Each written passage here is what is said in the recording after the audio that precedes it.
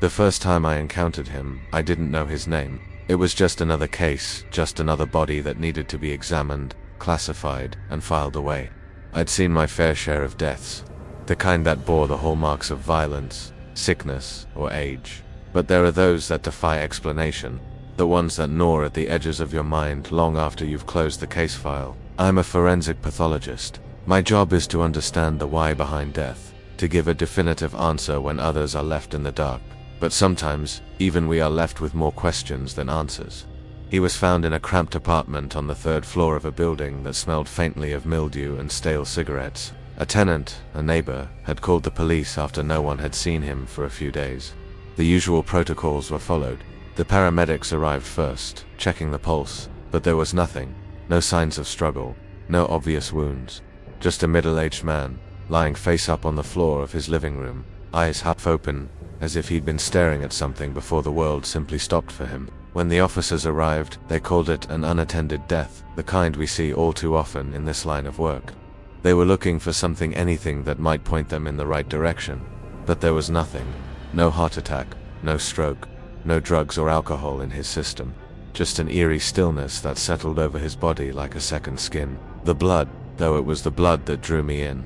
When I first laid eyes on him in the morgue, his shirt had already darkened, stained with that rust-red color that only happens when blood begins to clot. It wasn't a small pool. It was a wide, dark stain that had soaked into the fabric and spread across the floor beneath him. When the paramedics arrived, they'd reported that it was unlike anything they'd seen before. It didn't make sense. There wasn't a source, no ruptured veins or arteries. It was as if the blood had just come out of him, spilled out, without reason or cause. As I stood over his body, the chilling hum of the morgue's ventilation system, the only sound, I tried to focus. This was what I did. I measured, I documented, I analyzed. But even in the sterile coldness of the autopsy suite, there was an atmosphere here, one that felt wrong. His face was pale, his lips tinged with a faint bluish hue. His skin was clammy, the temperature of a body that had been dead too long but still held on to the remnants of life. We began the usual procedure: photographs, external examination. No bruising, no defensive wounds, no obvious trauma. His body was unmarked, untouched by anything that could explain the blood. I worked my way through the routine, checking his vital organs, documenting the normalcy of his insides. The heart, lungs, liver, everything seemed as expected, as though this was just another death caused by the wear and tear of life. But the blood kept nagging at me. There was no logical explanation for it. It didn't follow the usual patterns of death. Blood from a ruptured artery spills out in a specific direction, pooling in the lower regions of the body. But this wasn't like that. This was different. There was no visible injury, nothing that could have triggered the flow. When I opened his chest and examined his heart, I felt it. The unmistakable coldness of something unnatural. It wasn't fear, but something else, something in the pit of my stomach that whispered, this wasn't normal. I couldn't explain it. There were no medical conditions that could have caused this. No aneurysm, no clotting disorder. And when the toxicology report came back negative, absolutely nothing in his system, not even caffeine or alcohol, it left me with a gnawing emptiness. The cause of death was clear: exsanguination, but why? Where did the blood come from? How could so much blood spill out from a body with no clear cause? I didn't speak it aloud, but the thought lingered, creeping like a shadow. What if he hadn't bled to death at all? What if something had taken it from him? Days passed. I moved on to the next case. There's always another one. But the memory of that man lingered. His lifeless face, the blood that shouldn't have been there. And then came the second case. The woman. She was an elderly patient in hospice care. Her condition had been deteriorating for months. Heart failure, the usual. She'd been unresponsive for days. No verbal communication, no purposeful movement. Her body slowly shutting down, as bodies in her condition do. But then something happened. Something I couldn't explain. I was called in to review her case. The nurses told me her son was coming. He'd been estranged for years, and no one had expected him to show up. They'd prepared themselves for her passing, but her vitals hadn't changed in the last few days. She was lingering in that space between life and death, hovering on the edge. The moment he stepped into the room, she passed away, without warning, without any sign that the end was near. I stood there, watching her. The soft beep of the machines, the low murmur of the nurses, the flutter of the curtains in the gentle breeze. There was no change in her condition. Her son had barely been there for a minute before she left. It was as though she had waited for him, or his presence, as if something had been holding her back until he arrived. It was another case I couldn't explain. The cause of death was straightforward natural causes, congestive heart failure. But the timing, that was the mystery. The timing couldn't be written in any textbook. She had waited for him, that much I knew. But what I didn't know was why.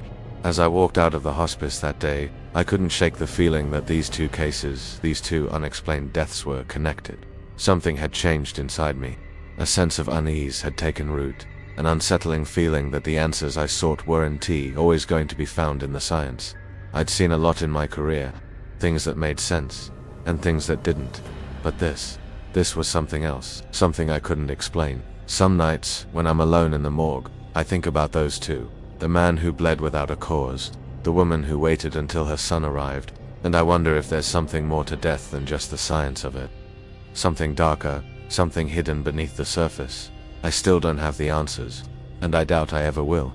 But I'll keep working. I'll keep documenting, keep measuring, keep searching for the cause. Because in this line of work, sometimes the dead don't want to tell you everything. Sometimes they keep their last secret. And for some of us, that secret is the one that haunts us the most.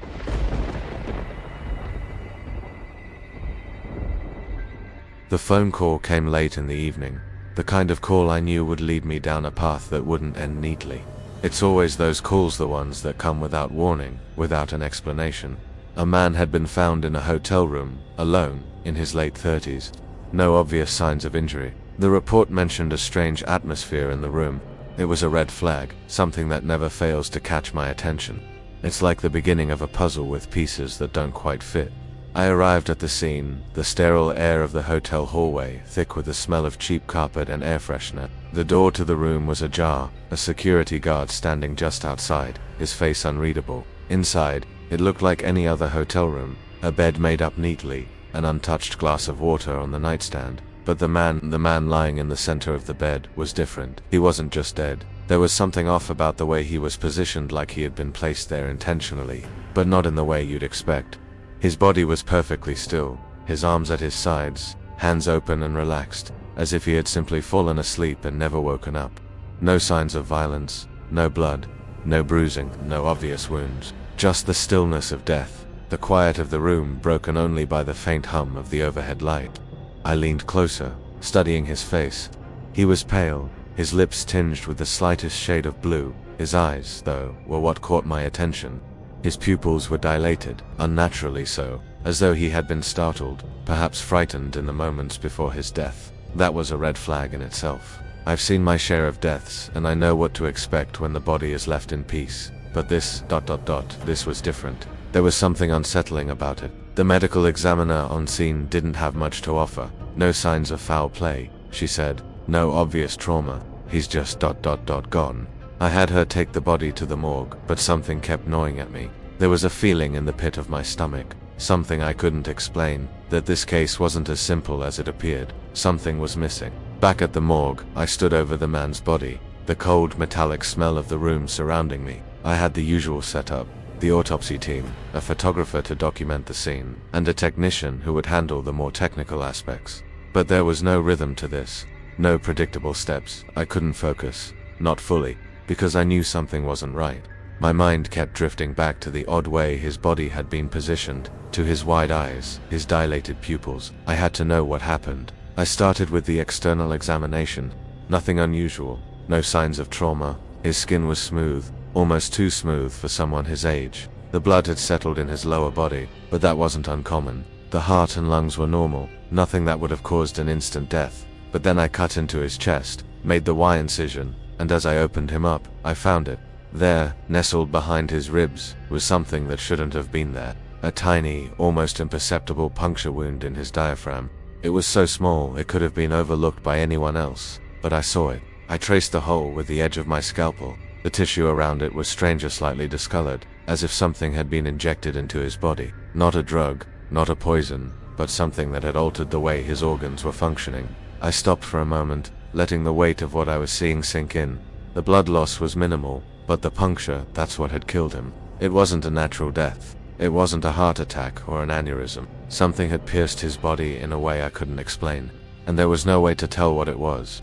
I sent samples for analysis, but as I waited for results, I felt the same creeping unease settling over me. This wasn't just a simple death. This was something darker, something hidden in the quiet spaces of his life. Days passed. The results came back inconclusive. No known toxins, no known drugs, just traces of something I couldn't identify, something that shouldn't have been there at all. My mind kept returning to the small puncture, the one that seemed so insignificant at first, but had led to his demise.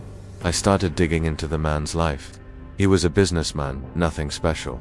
He'd been staying in the hotel for a few days on a business trip. No known enemies, no suspicious activity in his past. But when I looked deeper, I found something odd. His phone records. The last few calls he'd made had been to a number that was unregistered. No name attached to it, just a series of cryptic texts that made no sense, talking about the final hour and the mark of the dead. It was as if someone or something had been preparing for this moment. The man had been waiting for something or someone to come, and when they did, they had left their mark on him.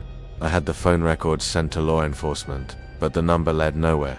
There was no trace, no clue as to who might have been involved. It was as though the man had been chosen, marked by something that had remained hidden until the moment of his death. The more I thought about it, the more I realized the hotel room had been a stage.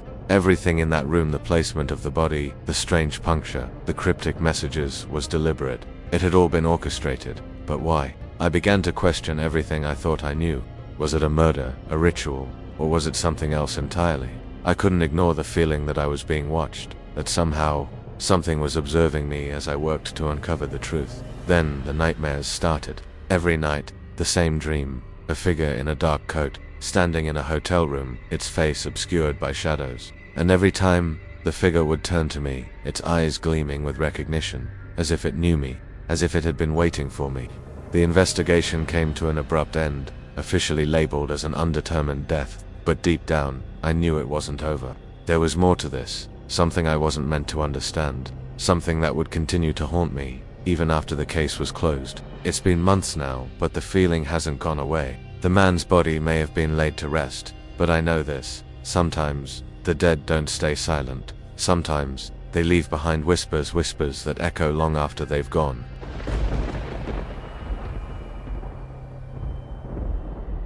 The case came in on a cold, rainy night, just as I was about to leave the morgue. It's never the right time for a call like that.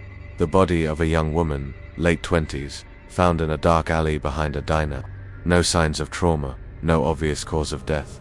The report was sparse, unattended death. That's all I was given, and I knew from the moment I read it that it would be more than that. I arrived at the scene to find a body that was completely still, almost unnervingly so. The woman lay on her side, her dark hair damp from the rain, clinging to her pale skin. There was something about her expression, frozen yet peaceful, as though she had just fallen asleep. No signs of struggle, no defensive wounds, no indication that anything had caused her death. But there was something in the air that made me uneasy.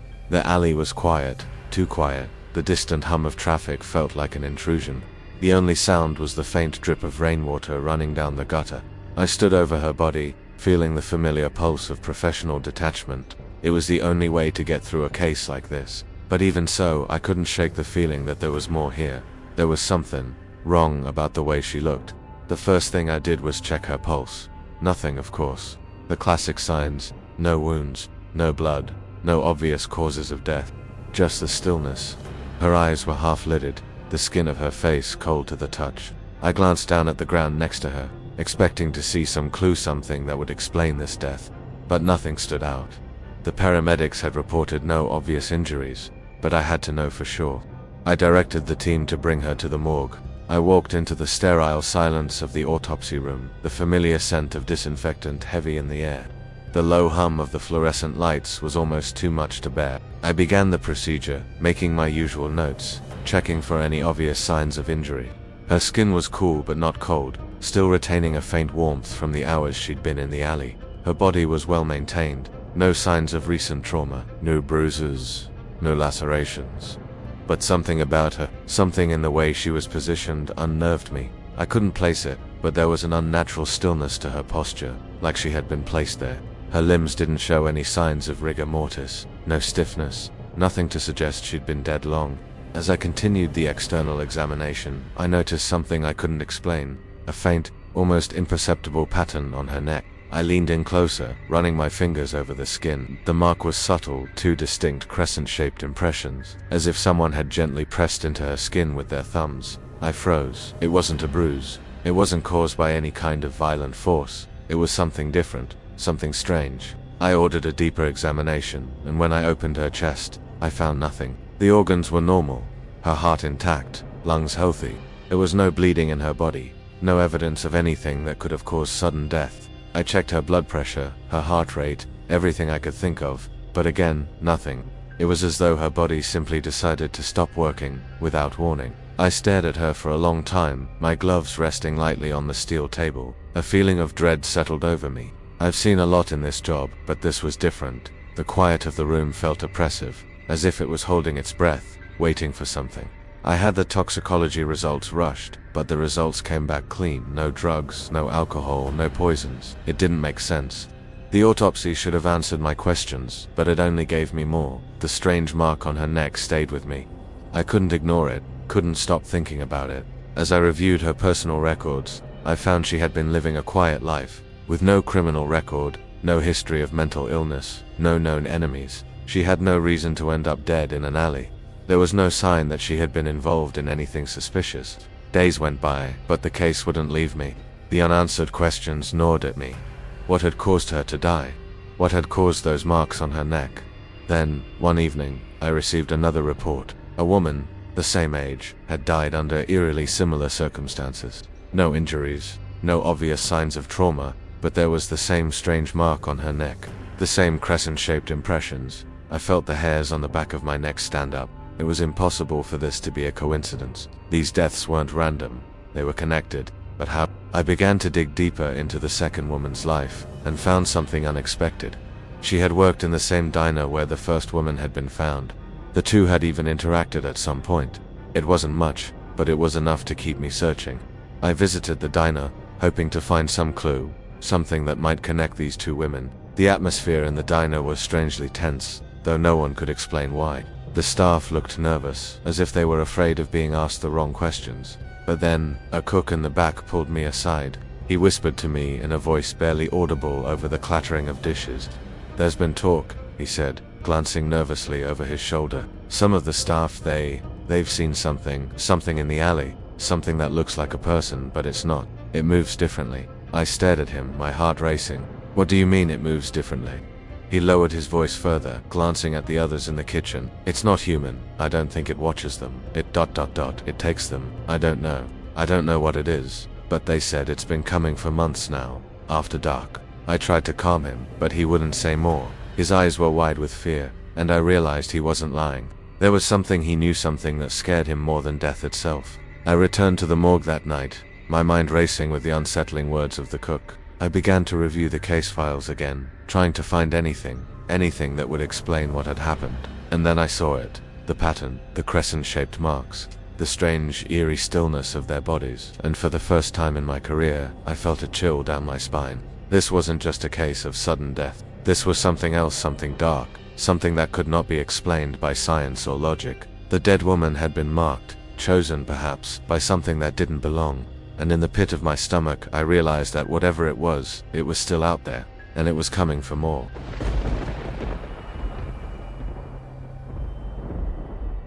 It was a quiet evening when the call came in. I had just finished signing the final autopsy report of the day, and was preparing to leave the morgue. But of course, it's never that simple.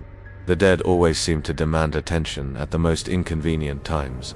The victim was a man, late 30s, found in an abandoned house on the outskirts of town. The officers reported it as a suspicious death, but there were no immediate signs of foul play. He was just there. His body was slumped against the wall, his head hanging low, his expression frozen in a mix of fear and confusion. When I arrived at the scene, it was already dark. The house was a dilapidated shell, with broken windows and peeling paint. The air inside was stale, thick with dust and the faint scent of something decaying.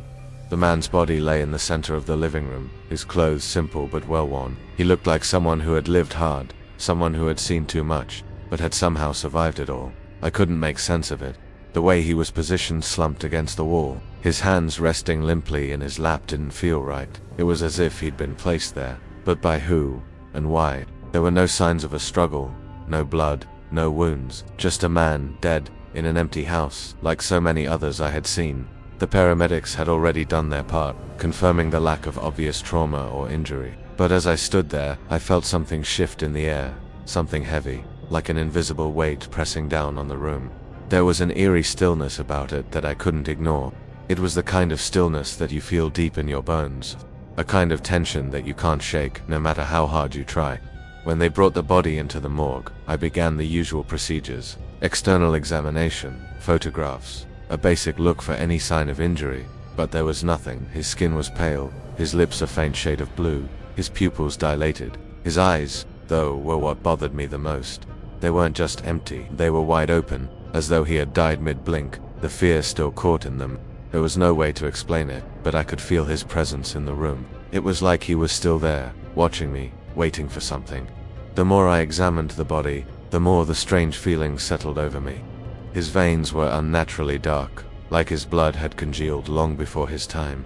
There was no external cause for this, no obvious signs of hemorrhaging, no trauma, and yet, the blood in his body had thickened, as if it had dried up in the midst of his life.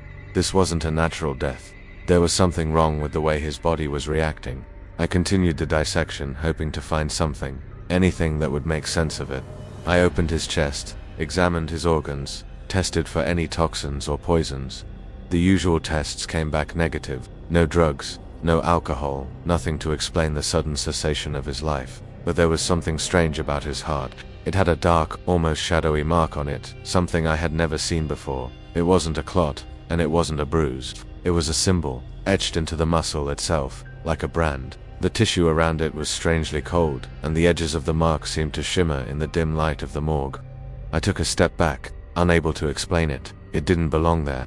I had never seen anything like it. I couldn't even begin to explain how or why a symbol would appear on a person's heart like that. I was trained to deal with the physical aspects of death, diseases, accidents, trauma, but this felt like something else.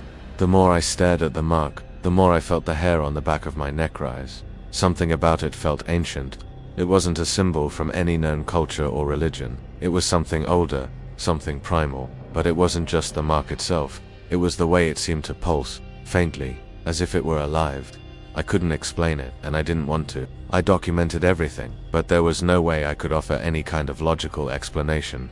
The only thing I could do was send it off for further testing. I needed more information, more data, but deep down, I knew the truth. Whatever had caused this man's death was not something that could be explained by science. It was something darker, something that didn't belong in the realm of the living. Days passed, the tests came back, and they only deepened the mystery. The heart's symbol, nothing. No answers, no matches to any known pathogens, toxins, or genetic anomalies. It was as if the mark had always been there, as if it had been part of him since the beginning. And the strangest part, his family couldn't be found. No one came to claim him, no one remembered him. I couldn't let it go. I went back to the abandoned house, hoping to find something, anything, that might shed light on what had happened. But the place was empty, the air thick with dust, the floorboards creaking under my weight. It felt like a place that had been untouched for years, even though the reports said the house had only been abandoned a few months ago. And that's when I found it. Hidden beneath the floorboards in the corner of the living room, a small box, old and worn, covered in layers of grime. I opened it carefully, my gloved hands trembling. Inside was a small, tattered booklet, pages yellowed with age, the ink faded and nearly illegible. But there was one page that stood out, a page that seemed newer than the others. It was a page of symbols, and in the center, right in the middle of the page, was the same mark I had seen on the man's heart. My stomach turned. I felt a chill run through me, a sensation I couldn't explain. I closed the book and backed away slowly, realizing what I had found. I never finished the case. The file was closed, officially marked as an unexplained death. But I couldn't shake what I had uncovered.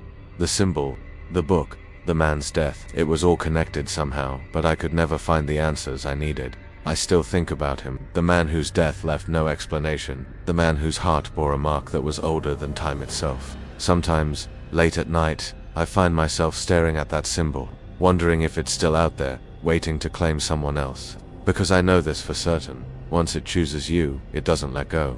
And I think, deep down, that's why I can't forget him.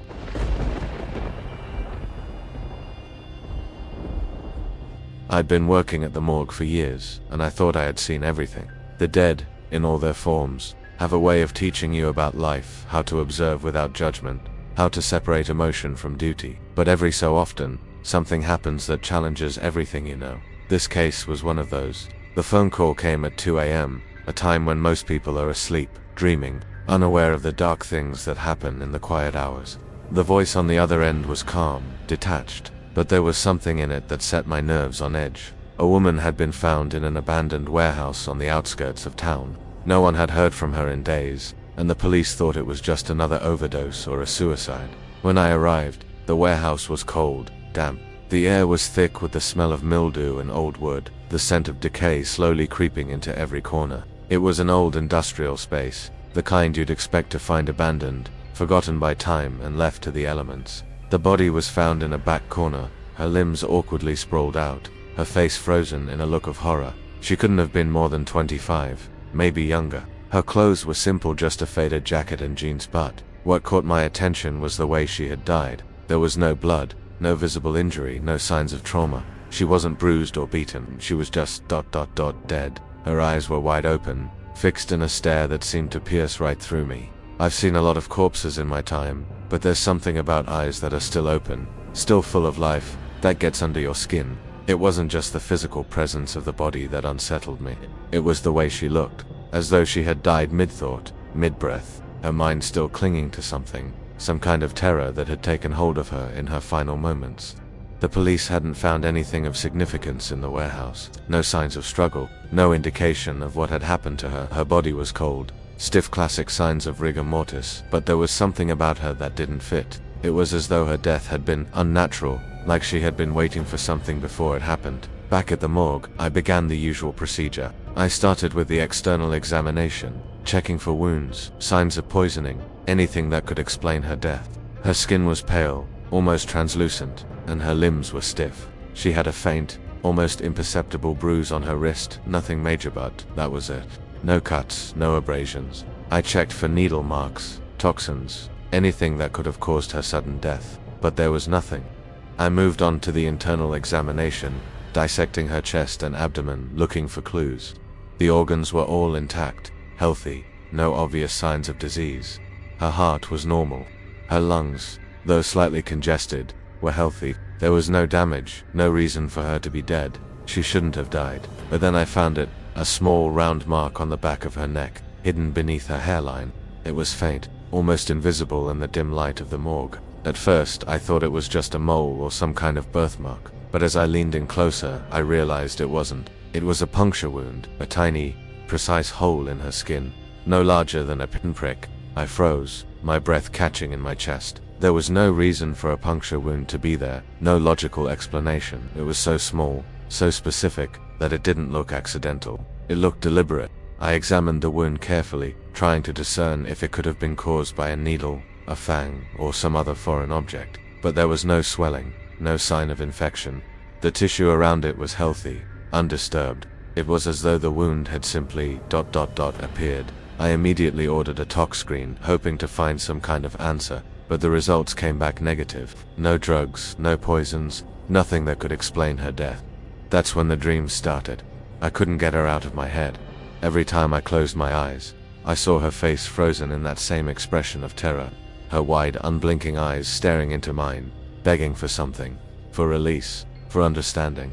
I would wake up in a cold sweat, my heart racing, and the image would still be there, burned into my mind. I couldn't escape it. The next day I went back to the warehouse to see if I had missed something. The police had already combed through the place, but I felt like I was missing something important. When I walked in, the air felt different, heavier, the same dampness, the same decaying smell, but there was something else now, a presence.